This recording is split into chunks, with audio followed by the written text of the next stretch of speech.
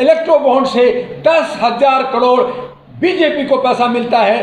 कांग्रेस बड़ी पार्टी थी इंडिया की, उसे 1500 करोड़ मिलता है सिर्फ, बाकी पार्टियों को थोड़ा सा मिलता है। तो ये 10,000 करोड़ किसने दिया?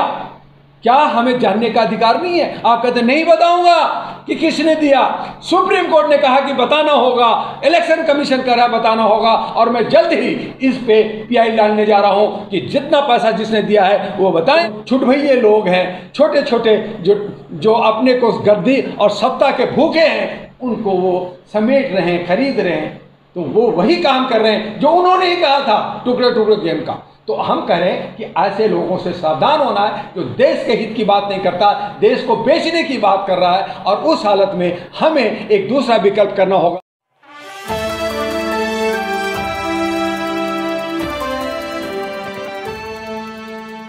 Cloud news. जो भाजपा हराओ, लेकिन भाजपा के साथ तो दल जुड़ते चले जा रहे हैं एनडीए में, विपक्ष साथ नहीं जुड़ रहे हैं, कैसे हराएंगे भाजपा को आप? बिल्कुल सही कह रहे हैं जर्नलिस्ट महोदय। भाजपा हराव का इसलिए कि हमारे जो एनडीए जो सत्ता पक्ष है, उन्होंने कहा कि जो लोग गठबंधन बना रहे हैं यूपीए वाले, वो टुकड़े टुकड़े गैंग हैं, छोटे छोटे लोग हैं जो मेरा क्या बिगाड़ लेगा।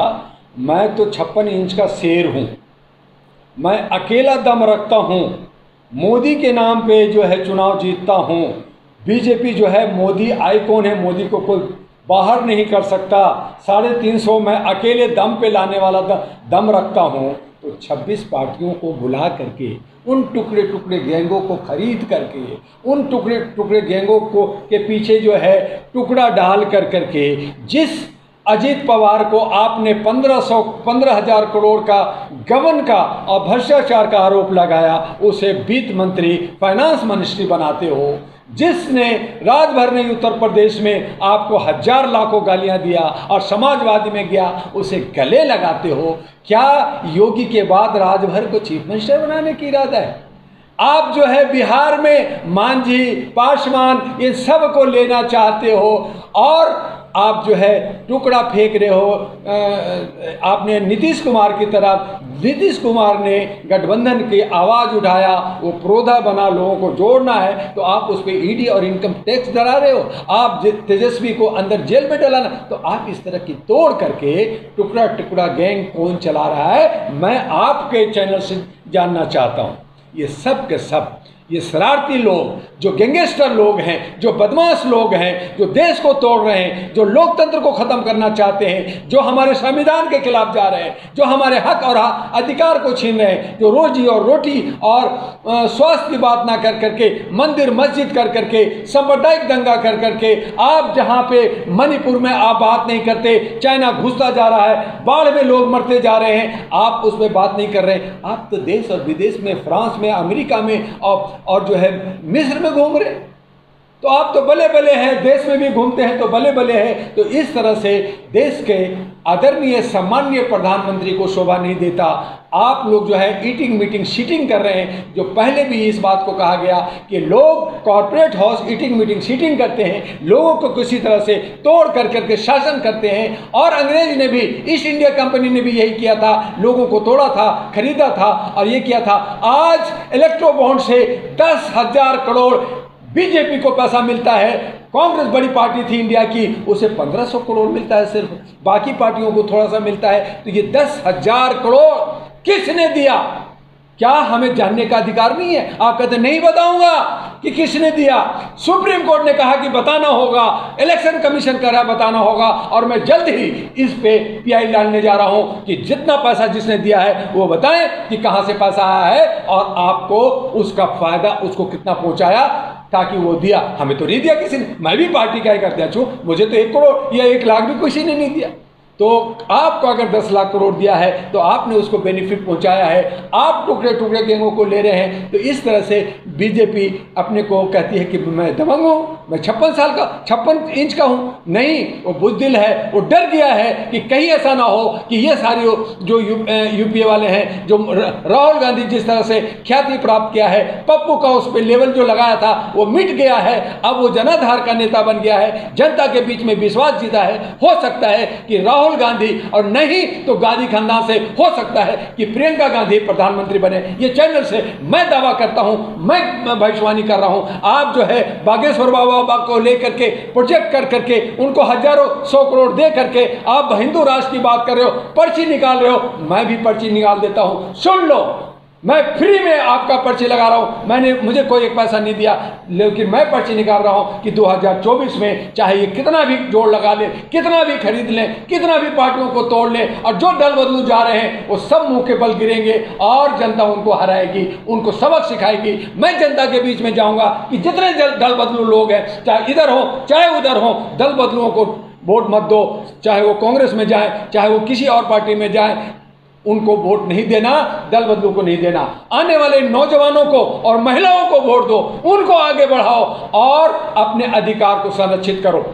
आप पहली बार बता रहे हैं प्रियंका गांधी तो चुनाव भी लड़े और आप प्रियंका गांधी प्रधानमंत्री बना, चुनाव लड़ेगी अभी चुनाव। अगर देखिए राहुल गांधी का सबसे पहली बात करूं कि वो केस खारिज होगा, खत्म होगा सुप्रीम कोर्ट से, उसके बाद में उनकी संसद जो सदस्यता छीनी गई है वो बहाल होगा, और ये सबसे बड़ा तमाचा होगा बीजेपी। लेकिन अगर बीजेपी ने पूरी ताकत लगा दिया, अपना पैरवी लगा दिया, पैसे लगा दिए, दमखम लगा दिया, और किसी वजह से 0.01% अगर राहुल की सदस्यता खत्म रहती है या उन पे वो केस आगे चलता है, डेट पे डेट अगर होता है, तो भी कांग्रेस आगे बढ़ेगी। और उस हालत में वायनाड केरला से मैं समझता हूं, जो मेरा जो अंदर की भावना बना रही है कि प्रियंका गांधी उभर करके आएगी और तमाम जो विपक्ष है वो मिलकर। प्रियंका गांधी चुनाव ही नहीं लड़ना चाहती, वो अभी नहीं, अभी वो चुप है, वो मीडिया। प्रियंका गांधी के पीछे ही क्यों पड़े? क्या कांग्रेस में नेता नहीं है क्या? देखिए ऐसा है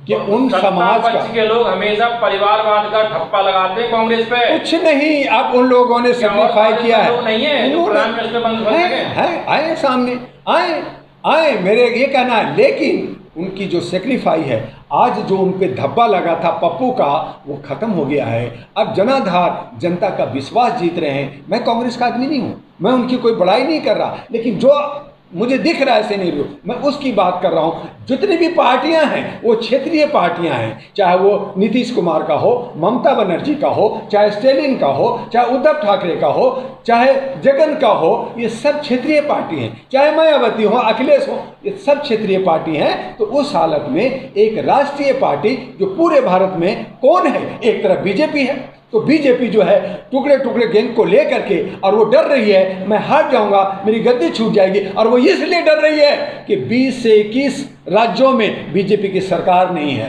वो डर रही है कि आज जो 5 राज्यों में चुनाव होने जा रहा है अक्टूबर नवंबर में, मैं वो स्लिप कर जाऊंगा तो मेरे पास बचेगा क्या? 3-4 राज्य।